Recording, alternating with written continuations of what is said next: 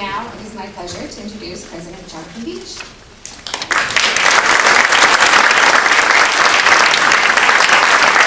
Thank you very much, Kimberly. During the uprisings in Paris in 1968, there was a ubiquitous slogan that was scrawled on the streets of Paris in graffiti, and it said, "Under these paving stones, the beach," by which they meant that we don't have to take the world as given, nor do we have to take our cities as given, but in fact anything is possible. I think in Mayor Garcetti, we have the kind of person who understands that. Now more than ever, America's cities need bold leadership and a thoughtful approach to the increasing complex challenges they face. Eric is that kind of mayor. In the mold of Cory Booker of Newark, Adrian Fenty of Washington, D.C., and my own favorite, Fiero LaGuardia, the legendary three-term mayor of New York City. Like Booker or Fenty, Eric is not afraid to defy convention or focus on what is effective, rather than what generates headlines. We are lucky to have a mayor who combines the improvisational skills of a jazz pianist, the leadership skills of a naval reserve officer, and the intellectual curiosity of a Rhodes Scholar, and he was all three. This is not Eric's first time at Occidental. He spent 2 years teaching in the Department of World Affairs from 1999 to 2000. And he was also smart enough to hire an Oxy grad as his deputy mayor for budget and innovation, Rick Cole, class of '78. So we want to begin by welcoming Mayor Garcetti to Occidental.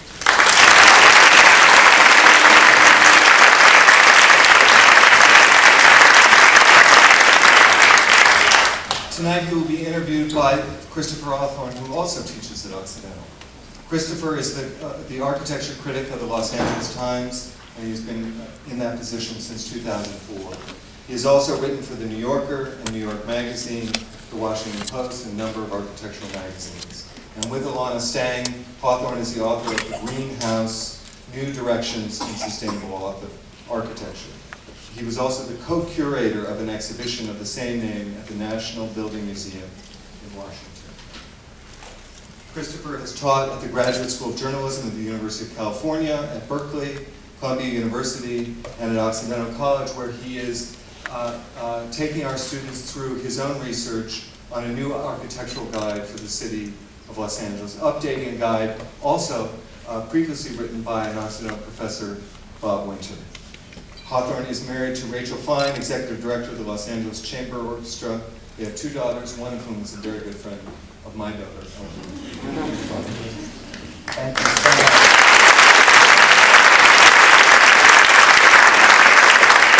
Thank you, President Beach. It's really a pleasure to be here and to see all of you. We've had tremendous response to this event ever since we announced the details of it, and I think it speaks to the real interest in these issues and hearing the mayor explain some of his ideas about the future shape of Los Angeles. So let me say a couple of quick thank yous to Kimberly Uribe, to Jacob Blodgett, to Brian Fitzmaurice here at Oxy, especially to Sylvia Chico and Mark Valianatos of the school's Urban and Environmental Policy Institute, which has been instrumental in helping to organize the event this evening.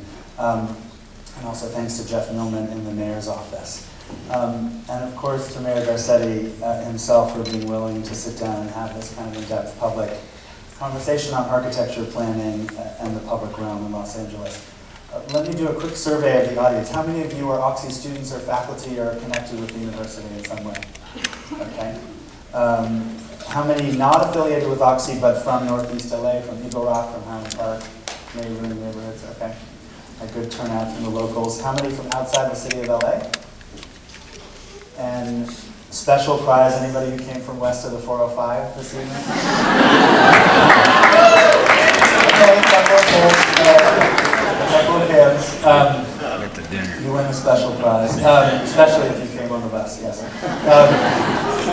So this event will be a little bit different from, I think, most of the on-stage Q&As that you may have seen. I wanted to mix it up a little bit and keep you as audience members in mind. So let me give you a quick sense of the format this evening. I'm going to show a small handful of images on the screen at the start to sort of set the stage for our conversation.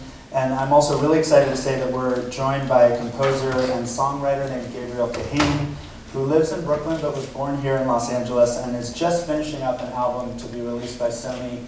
I think in June is the plan. It really takes its inspiration in many ways from the architecture of Los Angeles. He's been in Southern California this week performing songs from the project, and given that thematic link, and given my interest in a program this evening that would depart a little bit, as I said, from the kind of expected Q&A format, I asked him if he would sing a couple of songs related to LA architecture as a kind of interlude tonight from that project, and he's graciously agreed to do so. So we'll hear one song from him about the late great Ambassador Hotel on Wilshire Boulevard, designed by the same architect, Myron Hunt, who of course designed most of the Occidental campus. And we'll hear one about why all the villains in Hollywood movies seem to live in modernist houses. And a real coincidence, a fortunate one, a happy one. Gabriel's father, Jeffrey Kahane, is a very talented pianist and is the music director of the Los Angeles Chamber Orchestra, where my wife, Rachel Fine, is the executive director, as Jonathan mentioned. Jeffrey Kahane and Leiko are in residency at Occidental, coincidentally, tomorrow night and Saturday. So those of you who are in the neighborhood or members of the Oxy community, I really encourage you to go hear the elder half of the Kahane pair. Both of them are tremendously talented musicians. So I'll show some images just for 4 or 5 minutes, and then the mayor and I will talk. We'll have a little musical interlude, and then we'll talk some more. I've solicited a number of questions from the Oxy community and from others around the city. And so in lieu of questions directly from the floor, I'll direct some of those questions that I've collected over the last several days to the mayor, and then we'll wrap up around 8:30 or so. So as I mentioned, we really have had a remarkable response to this event, and we moved into this larger venue and after we started getting so many RSVPs, and I think it really speaks to the fact that all across the city there's a sense that Los Angeles is really changing in some profound ways that we'll talk about this evening. I think there's a good deal of anxiety about that change in some quarters, and I think also a great deal of excitement about it in others, particularly among the college students and young people that I talk to about this city. And so I think rather than hear the two of us try to solve every major policy issue related to architecture and planning in Los Angeles, although certainly we will talk a little bit about policy and you'll hear an acronym or two, I think what people are really interested to hear is the mayor's sense of that change, how it looks from his vantage point at City Hall, and his vision for shepherding or shaping that change. So with that said, President Veach mentioned Robert Winter, the great architectural historian who taught architectural history here at Oxy for so many years. And in his guidebook to Los Angeles, he wrote that Southern Californians are among the most privacy-conscious people on earth. Outdoor living means backyard swimming pools, not the Grecian agora. And it's not just the private buildings that suggest that kind of detachment, the case study building that we just saw in that famous Julia Shulman image, but also really the public architecture of Los Angeles that has that same sense of detachment or separation from the public realm, even a kind of aloofness toward the city around it, as we see in the Griffith Observatory or this famous Ed Ruscha photograph of Dodger Stadium.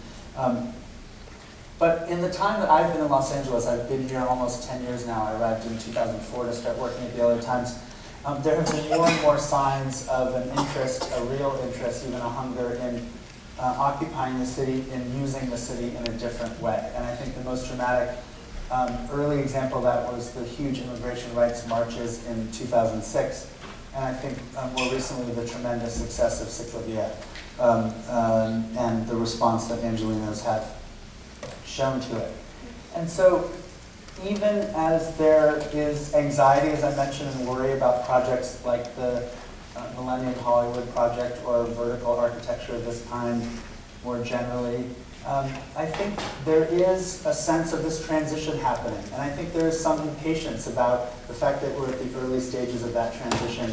And if you have seen the Spike Jonze movie, Her, you know that it imagines a much different Los Angeles, even as it has shades of a kind of dystopian message about all of us staring into our phones.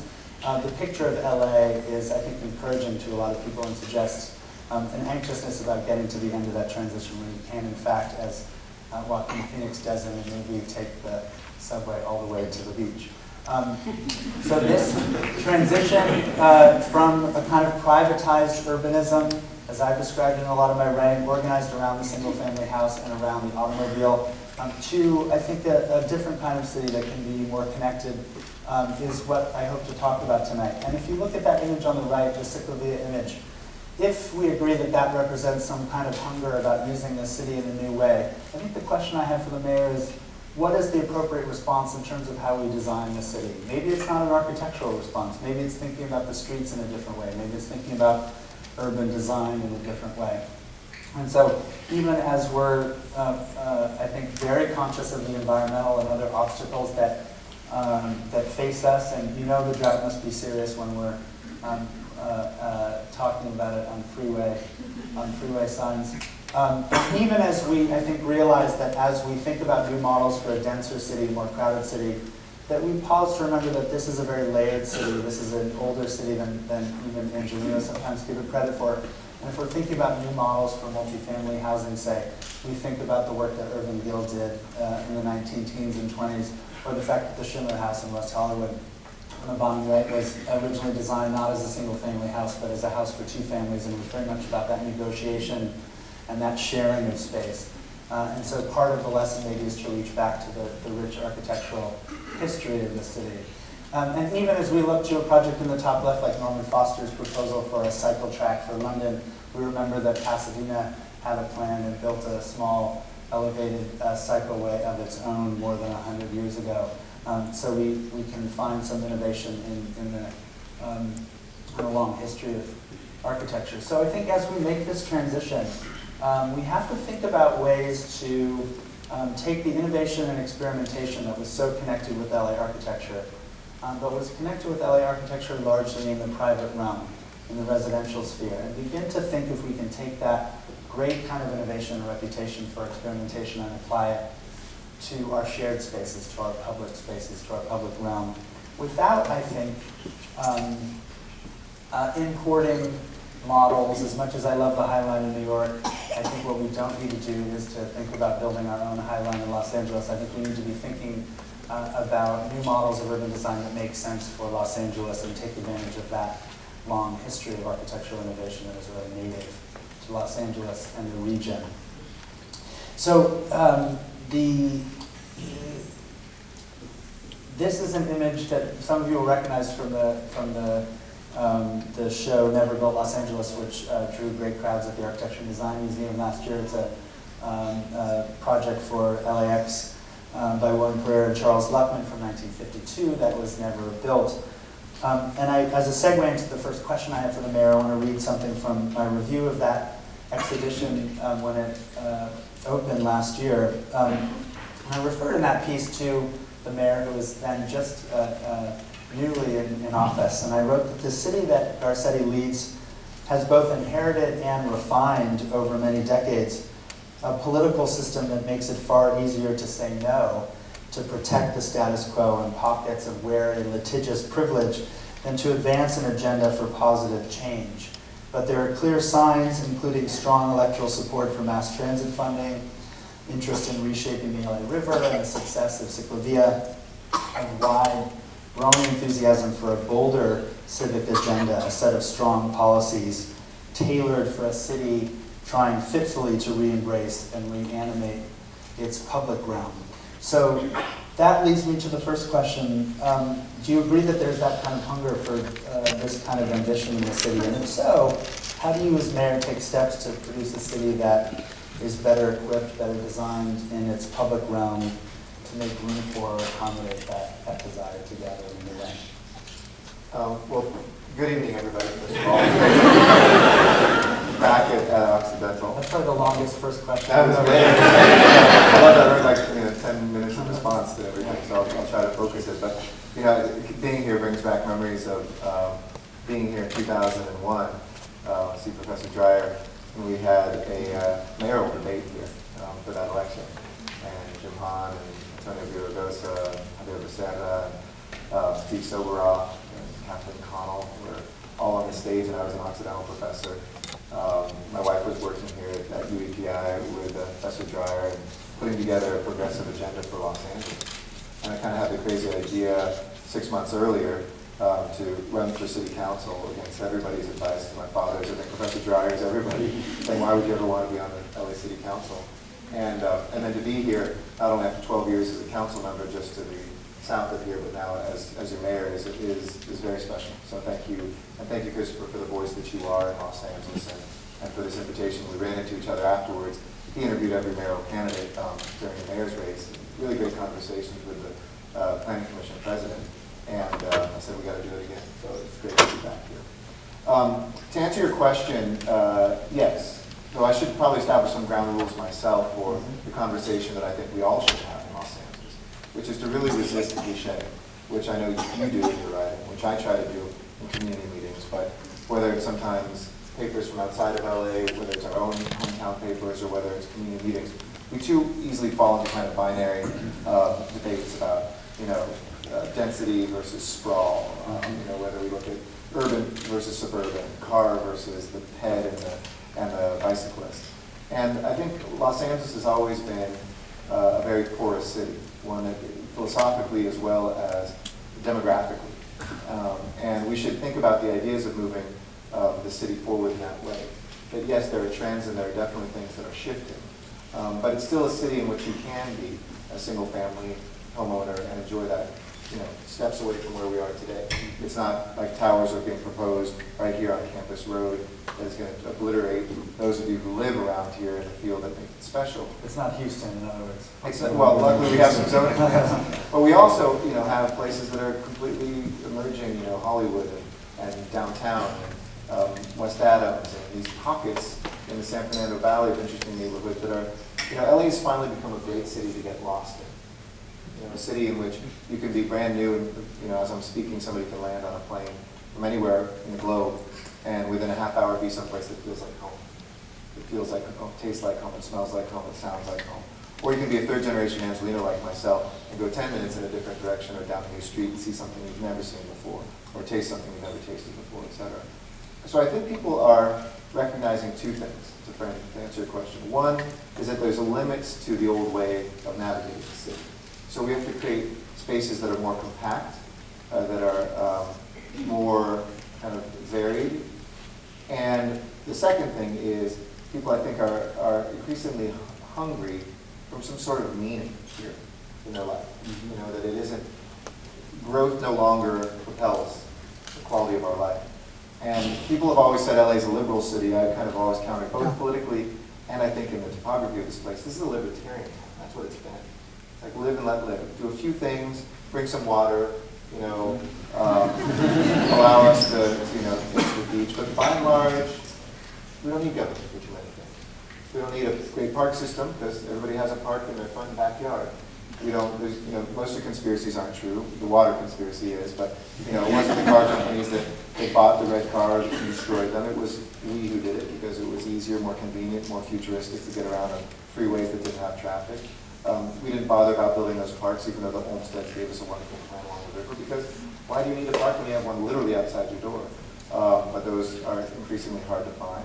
And who cares if schools weren't built where the population was growing, because with freeways that didn't have traffic, just build them where the land is cheap and get them on buses in the morning and pump the kids out, someplace far away from their community until we realize that destabilized communities no longer could do it, et cetera.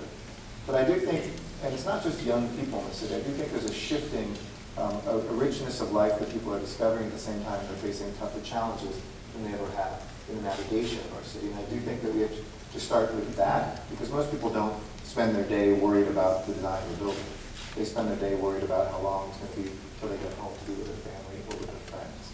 And then I think design and aesthetic should follow after we get to the quality of life and try to measure that. And I want to be a mayor who really does that for the first time, really measures what does the quality of life look like in the aggregate and how do we get that right. And then those challenges to navigation, which I think are really keenly felt, as you suggested, do you think that means that we're living more local lives in Los Angeles and that the neighborhood has a different meaning in it than Houston?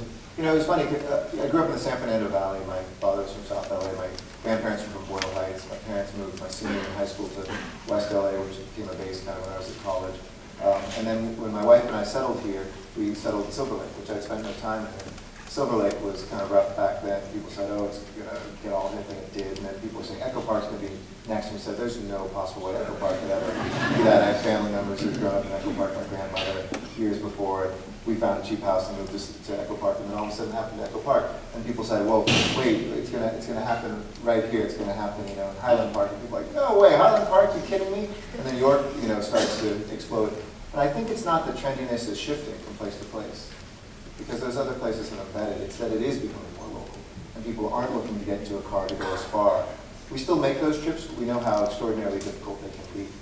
Even as public transit becomes an option during rush hour that will be better, it will never be as good as when I grew up.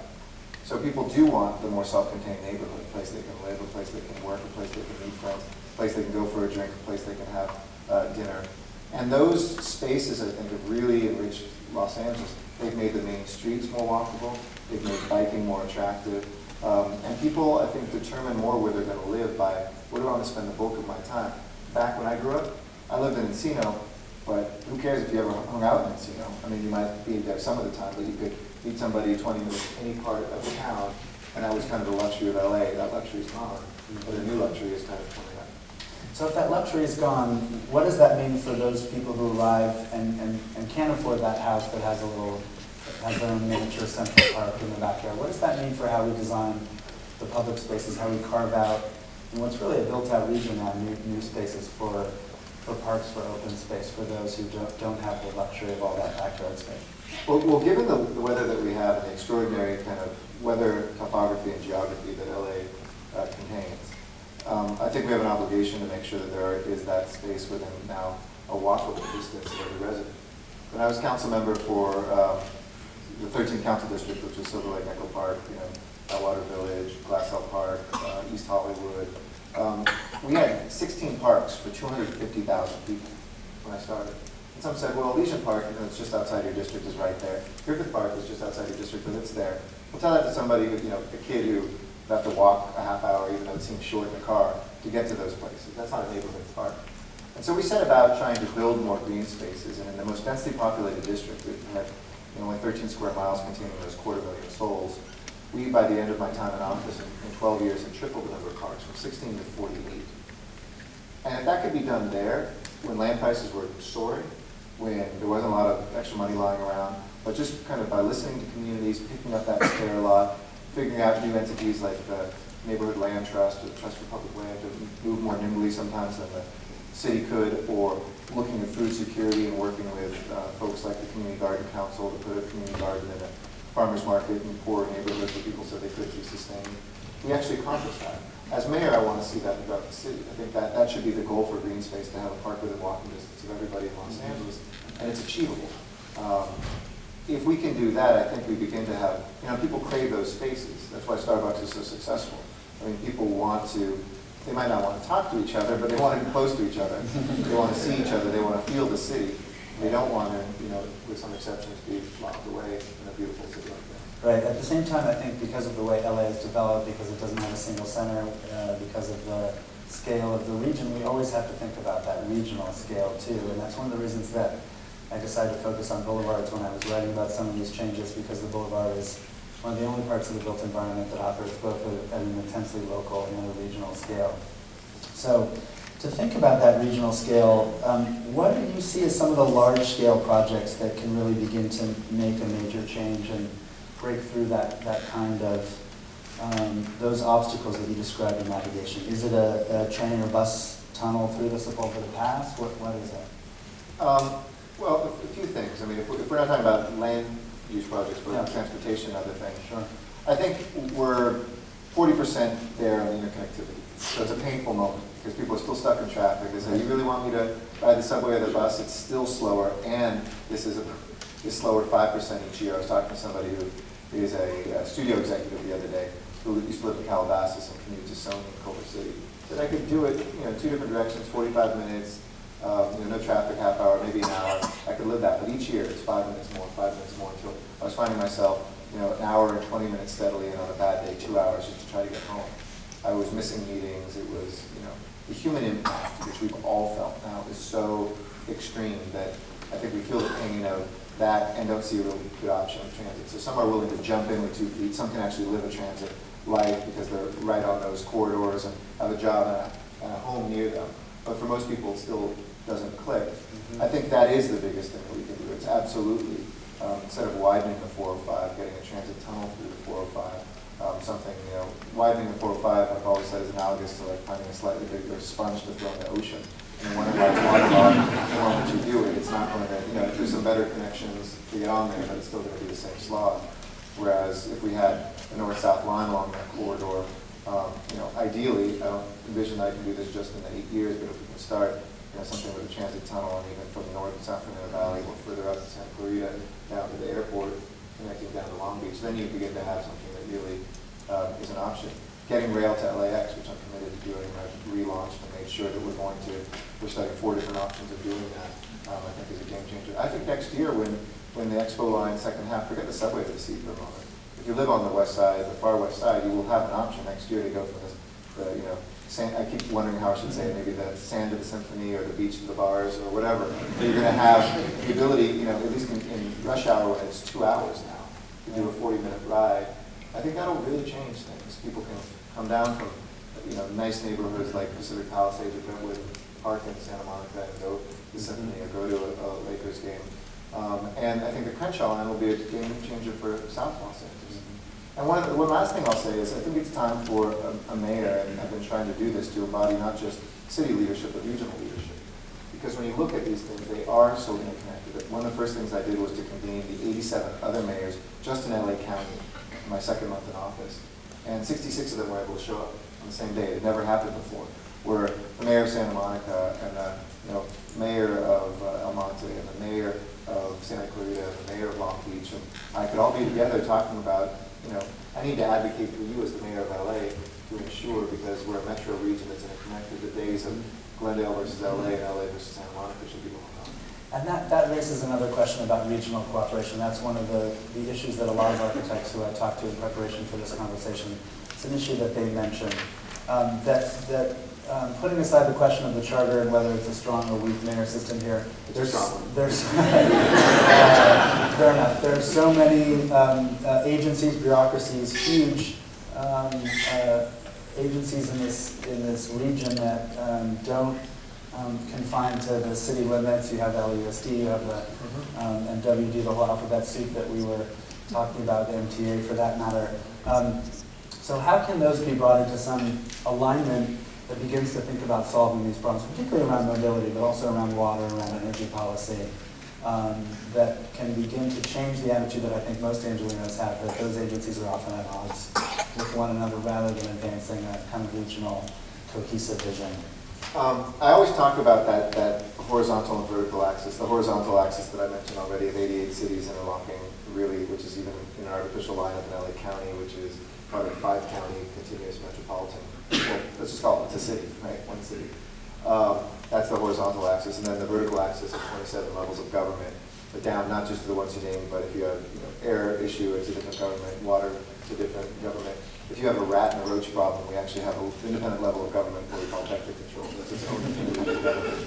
So it doesn't, it goes back to the libertarianism that I said. It almost structured this in a conscious way to never have too much unity to do something that could somehow harm. It's a separation of powers in a way. Yeah, I mean, it's the ultimate. It's the obliteration of powers. It's the shotgunization of powers. Right. It's something that takes away our ability to act kind of with direction. That said, we did strengthen the mayor's office. It is a strong mayor office, but I found when I came in, so many people weren't even exercising that power to pass administrations. For instance, I have the power to hire and fire general managers. But every president brings in his or her own cabinet. The governors do the same thing, and nobody had done that here. They just kind of inherited whoever was there until they retired or killed somebody or whatever. They were there in place. So I re-interviewed all 37 and asked them to write memos to me and did 1-hour interviews with everybody. And I put 4 values forward: technological innovation, customer service, jumpstarting our economy, and sustainability. Values that, well, what does a fire chief have to do with sustainability? Well, you have a huge fleet of vehicles that you use. You have chemicals that put out fires. What does a police chief have to do with economic development? Well, without making Hollywood, 2 times safer, not half as safe, 2 times safer than it was before, you couldn't have brought an investment there. So, to me, there's the formal aspects which you have to exercise. But the second part is there are tremendous informal powers that you have. Simply by convening those 66 other mayors, I tried to say, I want to be a mayor of Los Angeles that listens to you. Because you love to hate us. We're an 800-pound goat that never listens, who swats you away because of this tiny little barnacle, next to us. When in fact, you are part of our whole. And if I can be an advocate in the San Gabriel Valley for the extension of the Gold Line all the way out to Claremont, that gives me the ability that when I say, and we do have to extend the subway along Wilshire Boulevard, for them not to just say, oh, you're trying to steal our money. And so that's, LAX's success is critically important to all of them. But Ontario's success is important to me, even if that's just over the county border and we own that. So I want to get flights there that can relieve LAX so we don't have so much. So I think it's both a combination of that informal convening power that we have that's not been exercised enough, as well as using the formal power. Never forget to exercise the power you have before you try. And the very last thing, since you mentioned kind of energy and water, we convened today the second meeting of President Obama's climate change task force. I invited them out to LA. I and Governor Brown were appointed to it with a lot of mayors, tribal leaders, local leaders, and state leaders. And so we had about 50 political leaders from around the country come to LA City Hall today. And there's an urgency about this moment. A lot of cities are talking about resilience, which affects the built environment in the most important ways. For us, it might be earthquakes and a drought. For another place, it might be the opposite. They have floods while we have drought. But there was a commonality, obviously, of what's happening with climate change, the urgency of that moment, and the importance that the built environment plays, whether it's giving people options to be on bicycles, energy and water conservation in our buildings, simple things like roundabouts. The mayor of Carmel, Indiana, has converted 85 traffic signals into roundabouts because most of the pollution is caused when people idle and then accelerate from nothing back up to driving speed, and it saved literally hundreds of thousands of pounds of CO2 every year from the atmosphere and all these things. So there's an urgency, I think, that ties these things together that needs that informal and formal power to be exercised. Again, starting with what's the quality of life before we get to what's it look like. Right. And I have some questions along those lines, but let's pause briefly and touch. This whole event is sort of a test of my segueing ability, and I'm not going to try to formulate a question based on that last song. I'll tell you why they live in Mars. Yeah, we could have a whole debate about that. I won't talk about the Schindler-Neutra falling out either. But I have some questions from some Oxy folks, but before we get to that, I want to first follow up on LAX and just ask, I think there's still a sense that among Angelinos that we're going to be disappointed again and there won't be a direct rail link in the way that many of us, I think, are hoping for. I know the issue is tremendously complicated, but tell us where that stands, and what are the issues along these lines that we can sort of judge you on at the end of your term? Going about LAX is that minefield. Tell us where that stands, and in terms of the rail network in general, how can we sort of measure your success by the end of your time in office? Well, for the LAX piece, I can't guarantee it'll be done by the time I leave, but if it's not underway, that's a pretty good way to judge me. You didn't do it, and I fully expect to have it underway while I'm in. And I think that the obstacles to that obviously are money. It's not fully funded right now, but LAX can help us pay for that. LAX can only pay for certain things the federal government says are directly relatable to an airport and to airlines. So we can't just steal the money, put it wherever. And we have some money set aside from Measure R, which passed, that goes to LAX. Where we are right now is we've narrowed down from as many as 6 potential ways of doing this down to 4, 2 of which involve a people mover. Let's see if I can do this the right way. So the Crenshaw line will come down and kind of hook up right now. It'll come close to LAX, and the question was, do you want to run then the Crenshaw line directly under or close to the airport or into the airport? The disadvantages of that are that you have probably one stop, and if you're at the LAX, pick the one place, and then you're going to be, it's the schlep effect, as we call it. We want the option with the least schlep involved. So if we can figure out a way to use, in my opinion, I think a people mover. Mike Bonham is the council member there. Mark Ridley Thomas has been a great supporter in helping us, and Don Crowley from the Board of Supervisors. We're studying what I think is a superior option of bringing it into a place that would be called LAX Connect. A place you could drive to, a place you could come off the subway there, and every 2 minutes or so you have a people mover that take you to every single terminal. So you don't think a people mover is too much schlep to use your? No, it's much less, because if you actually look at it, for the rail to come directly, if you took the line underneath, first of all, you shouldn't be going, you probably would be allowed to go underneath the runways for security reasons post 9/11.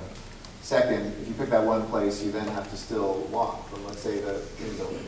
You want to go all the way to Tom Bradley or go over to Terminal 8 or Terminal 1. That's a long walk. And it would probably only come because half of the trains would go into LAX and half of them would continue up into Inglewood. You'd be waiting as much as 14, 20 minutes for a train. The people movers every 2 minutes. So the moment you connect with that, you're in quickly, you're in where you need to go. In terms of the wider network, I do think we need to get out to Claremont, San Gabriel Valley. I think we need to extend the Gold Line to the east side. I think we need to have a north-south line in San Fernando Valley. I support the tunnel. I'd love to put the tracks down, or at least the funding in place for extending that all the way up and down the 405. That's a tough piece to navigate where and how to do it, but that's the most necessary place. Extend the subway out, at least to La Cienega, getting close to Westwood.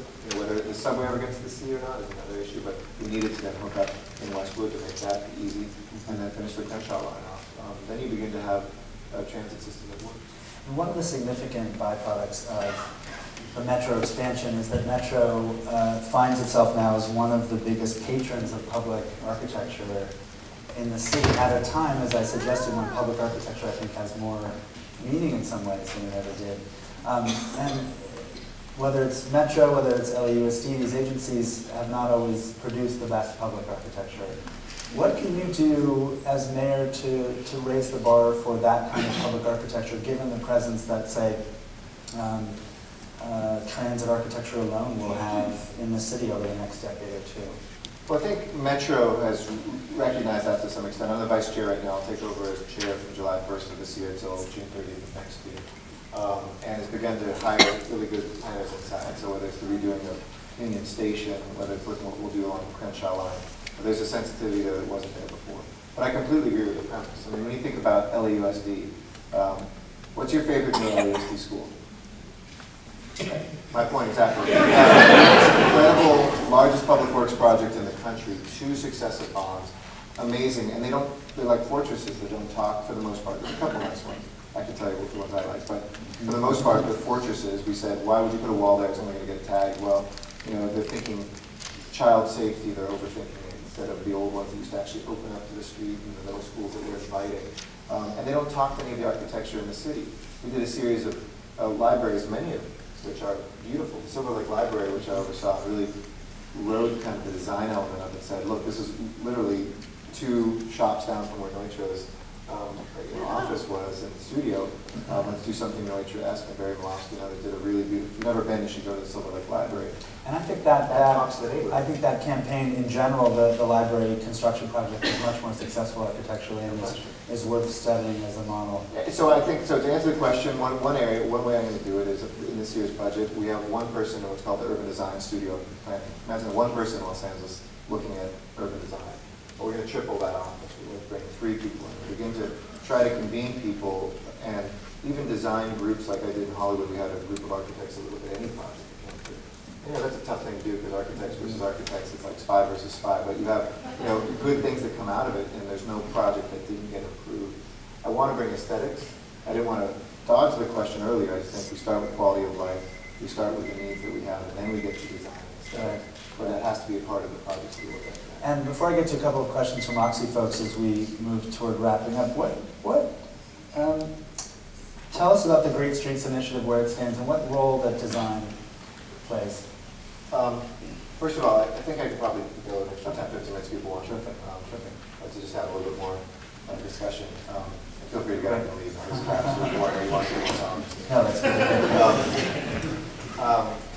The Great Streets Initiative is something that we launched. It was my first, I think, executive order as mayor, where I kind of built on just, again, indigenous knowledge that I kind of learned organically as a council member in those areas of Silver Lake, Echo Park, Hollywood, Atwater Village. Atwater Village is probably the best example. We went and we talked to folks in Atwater Village, Glendale Boulevard, used to be a thoroughfare to get from Glendale to downtown. People would race through there. It's a very wide boulevard. The red car would have to go through there. And there has been a pedestrian-oriented district. A pedestrian-oriented district means it's an overlay that puts, certain requirements that any new building is built, for instance, not the parking lot on the street, the building behind it like a mini mall, but that it go back to, buildings being on the street, so there was never a break for a pedestrian that felt unsafe or uninteresting. A widening of these very large streets, a narrowing of the wide streets with bump outs so that people could cross in a single cycle, or the seniors could actually get across the street. But those bump outs then became places where there were plazas, where coffee houses popped up, and restaurants, and now Water Village was voted in Curb LA last year, I think, the best neighborhood in Los Angeles. So it's basically that, the public art, the beautification, the sense of place, the encouragement of good planning will then revitalize what government can't do. I can't create jobs, I can't tell a cafe to open up someplace. But if we do those, Crenshaw, or Reseda, which is right next to Cal State Northridge, with a huge student population that's never really had a village feel, or we look at doing that in Boyle Heights on First Street. We had over 180 streets that were submitted by the people of LA, which is awesome. We're going to look at doing 3 to 5 maybe a year, but if we do that over 7 years, these can be the real catalysts of putting backbones down, combining that with technology like green streets that brings landscaping back and retains water, and instead of washing out to the street, complete streets, which President Obama and others are doing to try to really look at the totality of modes of transportation of getting there. And I think we can revitalize this collection of villages one village at a time. And I'm teaching here, as President Beach mentioned, on Wednesday evenings, and I had my class work on a single question together. And so we came up with one question from all of them. And their question has to do with downtown, which is, I think, the neighborhood when they go outside of Eagle Rock and Oxy is the neighborhood they tend to spend the most time in. And in general, they've seen, and I think been aware of the very quick changes downtown, even in the few years that they've been on campus here at Oxy, and I think they're pretty positive about most of those changes. But as a group, they worried about the pace of investment and change, and really this is a question about gentrification downtown and elsewhere. And they're interested to know how, while encouraging that kind of investment, the scale, the kind of pedestrian amenities of a street like Broadway, the kind of scale that has made downtown attractive, and the scale of its architecture, which is not high-res in the parts of downtown that have had the strongest renaissance. How can that be protected even as that change continues downtown? Well, downtown's a huge place. People forget how big it is, because it feels like, compared to Manhattan, it seems small, but it's a huge place. It's a big neighborhood. And there are a lot of many people work there. downtowns. And there are so many individual neighborhoods. And as much as the middle seems pretty sweet right now, and a lot is happening, and great places to go and just enjoy yourself, to again get lost in LA and to explore.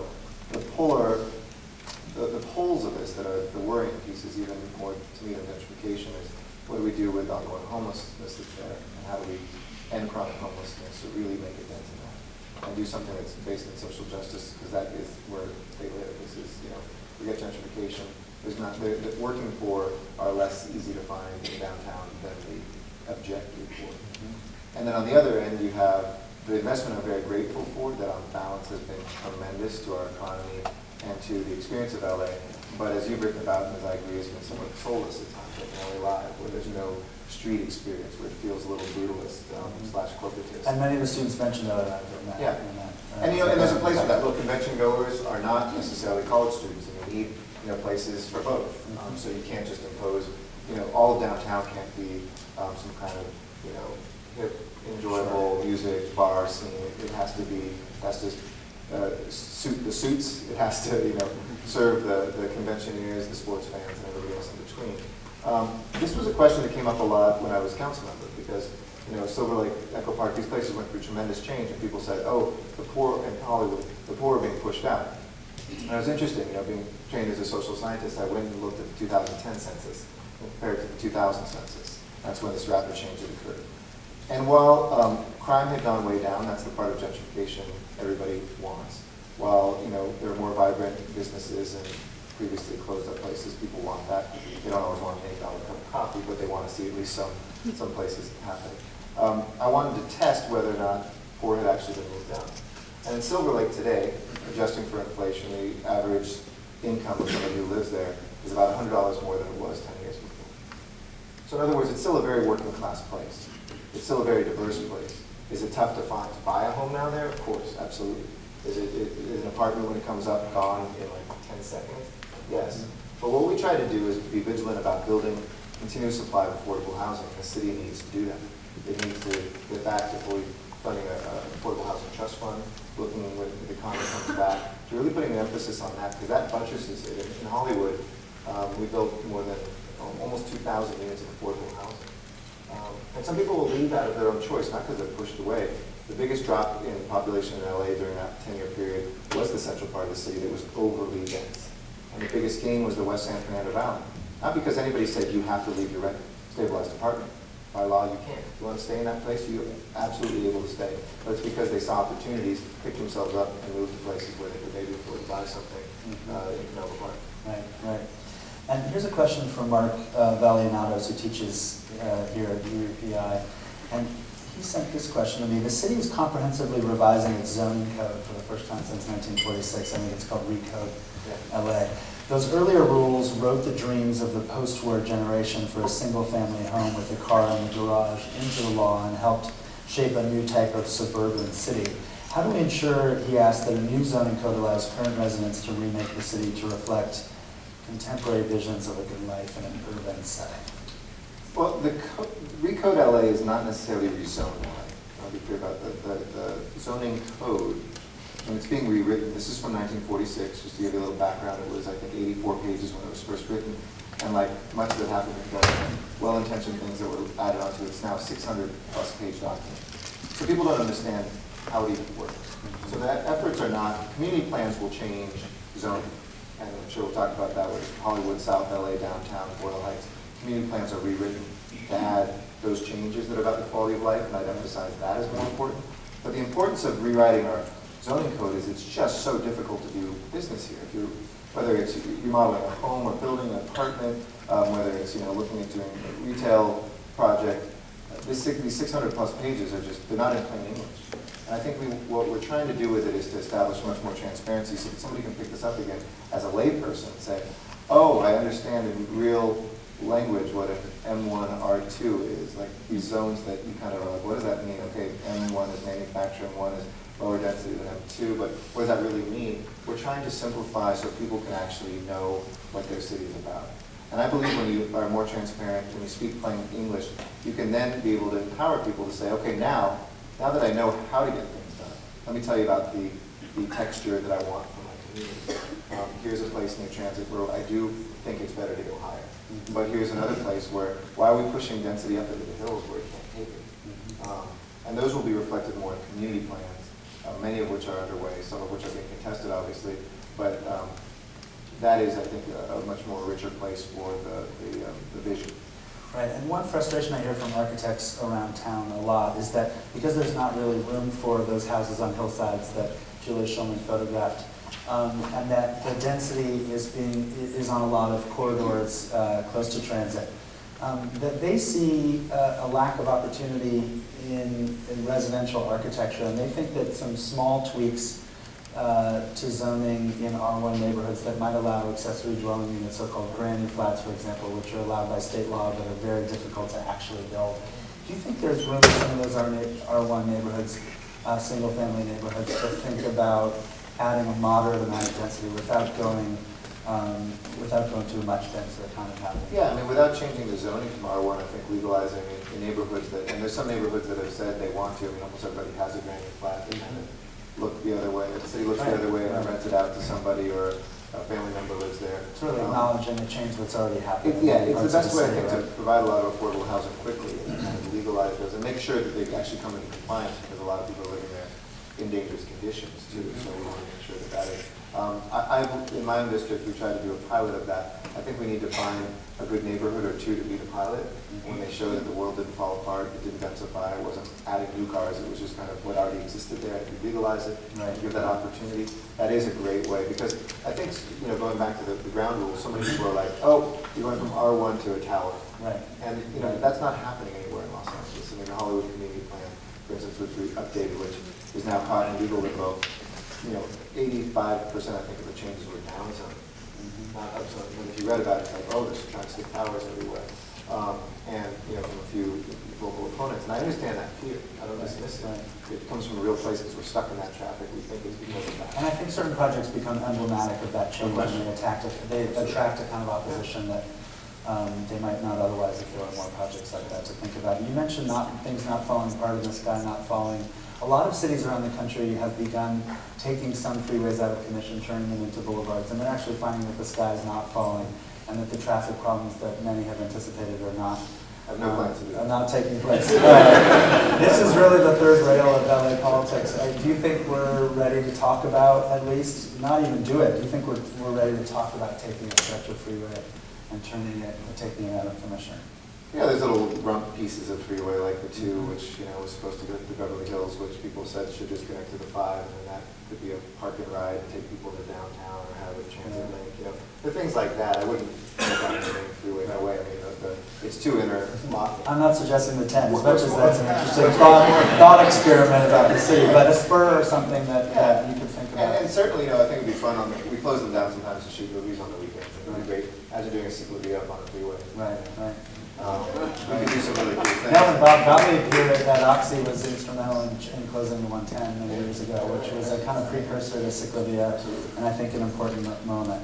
So a number of people I talked to mentioned demographics, and I want to ask you about that. There's some really interesting changes in the demographics of the city. Fewer immigrants, in fact, that immigrants are longer settled than before, a rising senior population. So in some ways, we're looking at a more settled city, a city not of brand new immigrants, but second and third generation. How, in your view, does this change how the city is designed and how you think about how the city can adapt in its architecture, maybe in its transit and its urban design to a different population? I never thought about it. I mean, maybe those trends have gone down a bit, but this is still an overwhelmingly immigrant town. I think 65 or 62%, something like that, of our town is either immigrants or children. So to me, I actually see the opposite kind of that this informs. I mean, things like cyclovia, if you have people who come from Colombia and they know, they've seen it, and it's not just, 2 times a year, 3 times a year, or what I hope to get to, which is every single month by 2017, like every weekend, and it's the entirety of their downtown and central city, that there's less fear. People understand, I think, if you come from abroad, a cafe culture, a walking culture, oftentimes a biking culture much better. So I see that continuing immigration part of our city and identity, or related to that as changing landscape. In terms of seniors, I think, look, increasing pedestrianization, seniors will be a part of that. It's just that people, 20% of our trips are walking trips. We never had a pedestrian coordinator at Department of Transportation, even though we need to know the first mile and last mile is most important. Every trip begins with a walk. I put in for the first time pedestrian coordinators at the Department of Transportation, which has basically been engineered for cars for forever. Every traffic engineer would always go for a car over a pedestrian. But we're seeing incidents of pedestrian safety and people who are being hit, education for both pedestrians and drivers that need to go on, bicyclists. And I think that the demographic changes are pushing that. Both the youth, the seniors, and the immigrants are more likely than folks who don't fit into those categories to ask and demand that of government. And rightfully so. But and I don't want to say, oh, now we have to figure out what's happening. We've accomplished great things. I mean, the consensus on we're doing 40 miles of new bike lanes next year. And each year, we need to do some hardscape ones. So we need to do the My Fit Corridor, which I'm a supporter of, which would have protected bike lanes.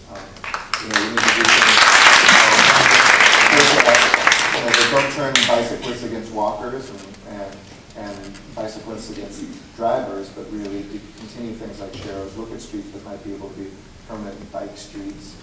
Those things, you can't run for office, you can't be a good leader and not say those things anymore. Right. Because they used to be French. Right, and I appreciate your comments about not turning one group against another, and that's for me one of the real values of cyclovia is it turns drivers into cyclists and makes cyclists think about pedestrians, as I've been writing recently. But still, these things have significant opposition. So if you look at my FIG as faced a kind of uphill road politically to a certain extent, or if you look at the bike lanes along Spring Street right outside of the LA Times office where there were questions about filming that would happen. I want to ask about that and whether, to the extent to which you see a kind of consensus emerging on that, or are these still going to be contentious issues when people think about about car traffic, lanes going away, that's still. It will continue to be contentious. Yeah. Politics is contentious. I mean, you can't be extreme or too over ideological. You have to look at the balance of, are we moving towards a more bike-friendly city? Yes. Are you going to hang an effigy anybody who doesn't do the most extreme version of every bike plan forward? If you want to, fine, but you're going to peripheralize yourself in that conversation. And we're going to still keep moving forward. We're not going to say we're not going to do it because I can't do that version of it. If somebody poses my fear, for instance, I think it's important to meet that fear and overcome it. Jackie Goldberg was my predecessor, taught me this. She was talking about affordable housing. I was a professor here when she said, over a lunch when I was a candidate, she said, you can't dismiss people's fear. You can't say it's stupid. You're stupid. You don't know what you're talking about. Density is good or density is terrible. You actually have to listen to people and understand why they feel that way. Where does it come from? If a car dealer is worried finally when Figueroa is strong enough and coming back that they're going to lose business, there's jobs connected to that, you actually have to overcome that. You can't just say, oh, they're paleo, whatever, and they're anti-bike. And so that's where data becomes important, right? Some research about what happens to those businesses. And it's important for me to state what I'm wanting to do, but also to get us there, and sometimes it takes us a little longer to build consensus. It's much better for the long-term movement than to, be really loud, vocal minority of a few that people go like, I don't relate to those folks. Right. Do you think the conversation is shifting though? Do you think absolutely compared to when we were? Unquestionably. I mean, look, when we did bike lanes in my district, people would like yell at us and say that it's totally fringy and nobody bikes in Los Angeles. You can't say that anymore. When you look at revitalizing the LA River, they're like, what? That storm drain that they used to grease lightning to race cars? And now I'm going to the White House meeting with the president about it and the head of OMD and Army Corps of Engineers, and we're arguing not about whether they're going to give us some funds, but what level, for which of the plans, the good one or the great one. Those sorts of things have really shifted, I think, in Los Angeles. Let's talk a little bit about the river, maybe, as we wrap up. Where does that stand? And what's your vision about how the river can operate as open space, as green space, not only in terms of restoring some of that ecology? Well, the river is, for those of you who are students of LA history, you may know this. I mean, before this, the Pueblo was founded in 1781 and 1769. A group of Franciscans, Juan Crespi and others, came through with the Arroyo Seco and the LA River. And that's where they set up camp in the evening. And it was they were Franciscans, and it was the Feast of St. Francis. And they wrote in their journals about 2 earthquakes that visited them that day. They talked about how beautiful the land was. They took communion in this confluence of the rivers. And it was so green, it reminded them of what they'd read about St. Francis and Assisi having a small portion of land next to his church that was called the Porciuncula, in Italian, or Porciuncula in Spanish. And so they christened the river long before the city, El Rio de Nuestra Señora de los Ángeles de Porciuncula.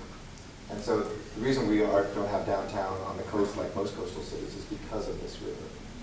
If you look at where we have freeways today, it's because those were the old waterways were there, because that's where the roads got built, and that's where the Indian pathways were, and that's where nature put down its pathways.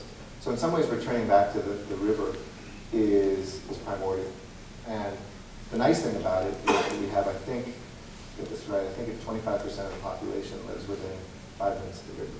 So it also is this backbone coast of the city that isn't just for a few people in Elysian Valley or Atwater Village or Studio City. It really connects the city, and there's a hunger for connecting with the ecology of the land here, but there's the possibility in terms of environmental justice of really bringing people to green space in communities that don't have it, while also having economic development, while having just a cool kind of urban laboratory to play with, and so the stakes for me are very high, because if Los Angeles can do this, you're right, we don't need a High Line. This is our High Line. Or maybe the Cat Park in Hollywood is. But those older ideas of things that are already here, things that run through Los Angeles, returns us to where we started.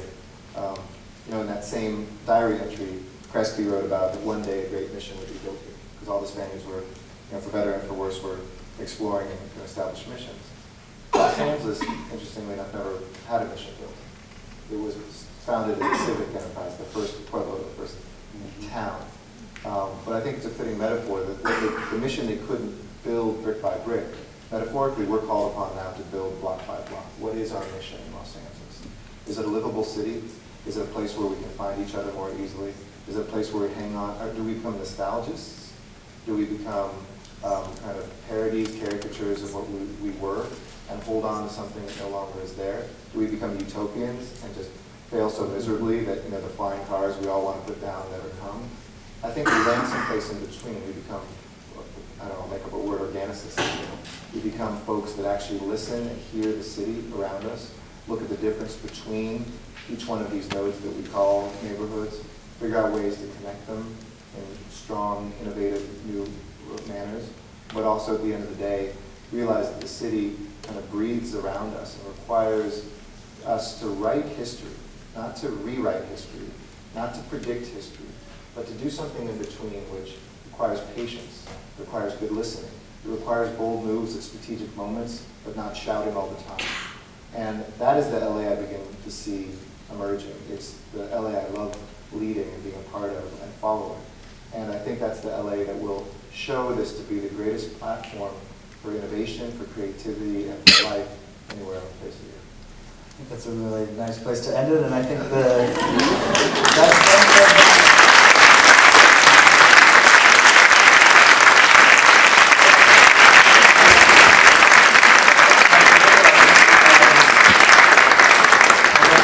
I think that those linear projects and projects that are about connectivity are more and more important in cities. So one thing we can learn from the High Line is about the importance of a linear project as opposed to a discrete piece of architecture. More and more of the projects that are transformative in cities do that, and I think the river has the potential to work that same way. So please join me in thanking Mayor Garcetti for being here.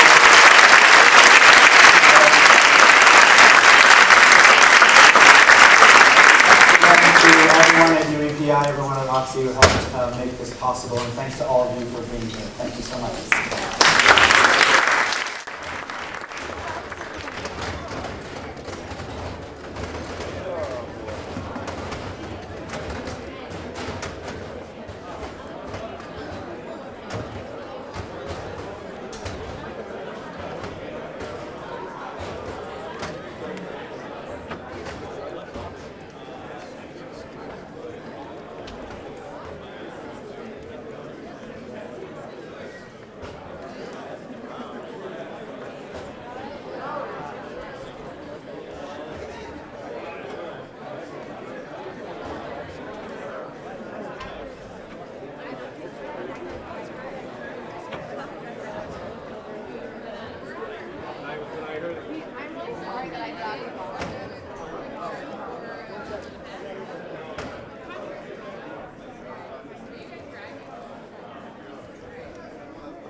Right.